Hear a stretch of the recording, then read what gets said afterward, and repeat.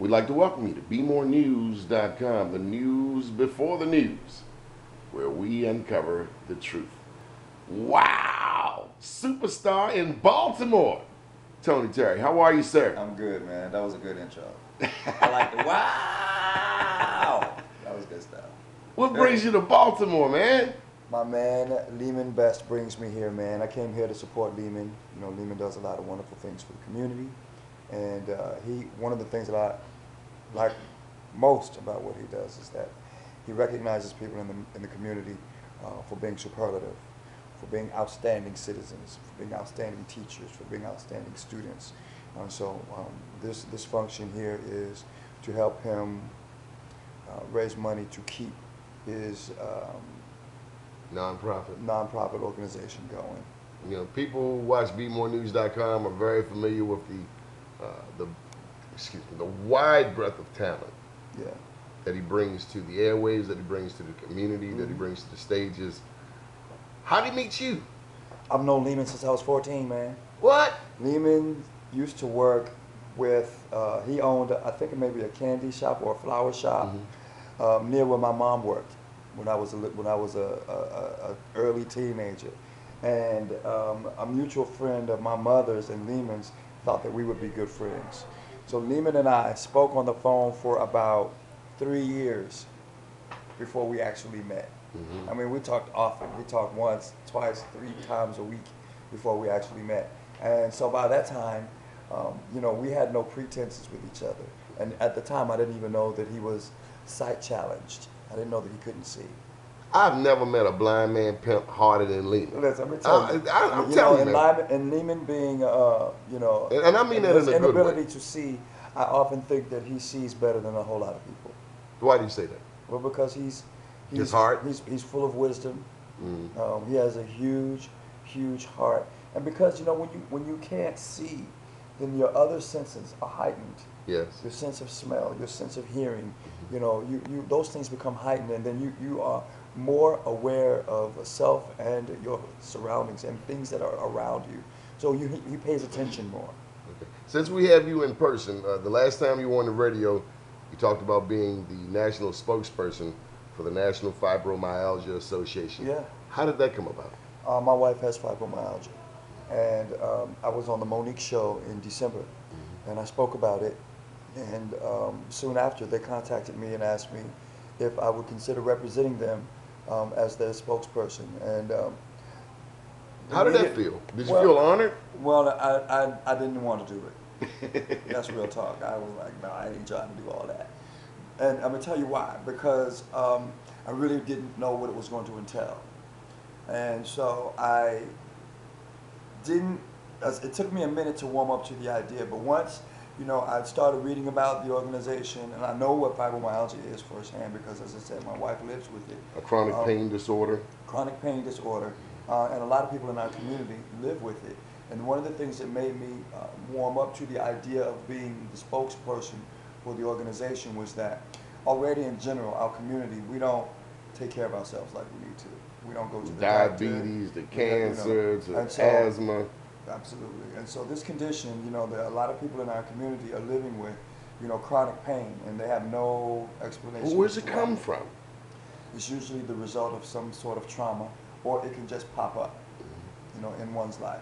And so what happens is you have this pain, you're in chronic pain, you go to the doctor, and they run all these tests on you, and everything comes back negative. And years ago, when this condition first started showing up, the treatment was to send the patient to for psychiatric treatment, because you know this person can't get up, he or she can't get up out of the bed, having trouble walking, in constant pain, but yet they go to the doctor and they don't look sick. They go to the doctor and every test comes back negative. The doctor says, yeah, well, there's nothing wrong with you, but you say, but I can't get up. I'm hurting all the time. There's something wrong with me. I know there's something wrong with me. And I say, well, go. I'm going to recommend that you go see a psychiatrist and you know get evaluated. And what happens is this is happening so often in our community that ultimately it was diagnosed as a condition, and then recently this year it was upgraded to a disease. You've been doing R&B, you've been doing gospel. Everyone knows the '1 hit "With You." Been some of the soundtracks with Gladiator, Tap, King's Ransom. How'd you get into music? Oh man, I've been doing music since I was pretty much for as long as I can remember. So, you know, some people they know what their destiny is. You always knew that? I always knew. I always knew. So I've been diligent, studied my craft, the fundamentals of music, the fundamentals of vocal performance.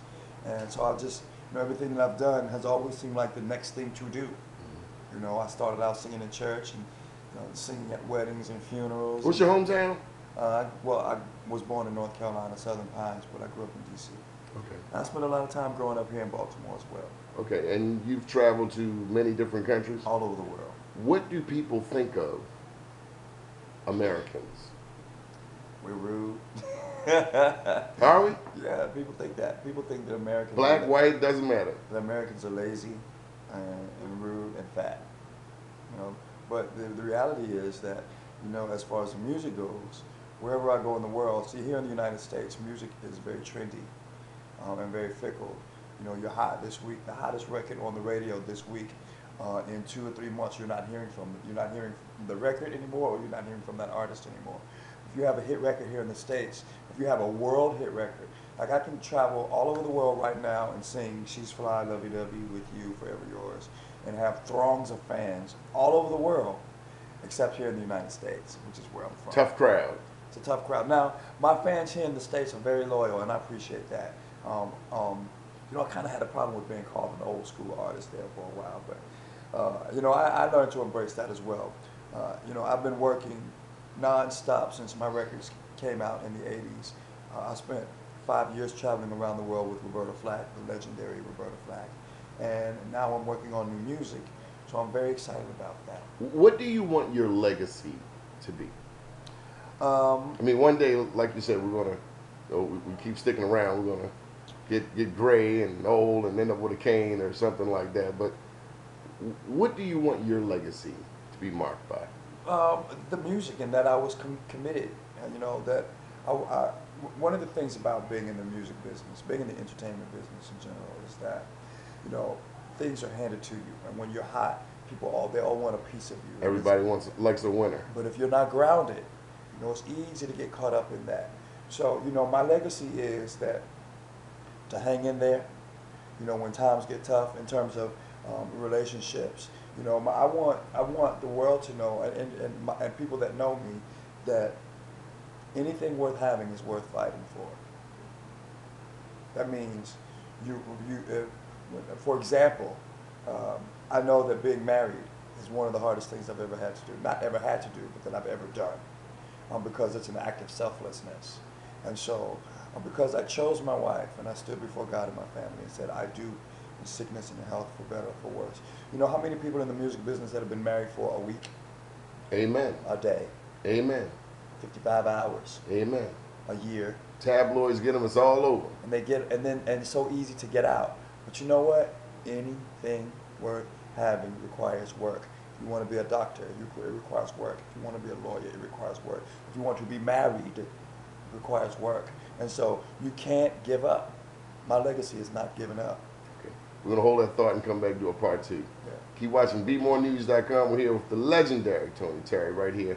Keep watching. We'll be back on the other side. The news before the news, where we uncover the truth.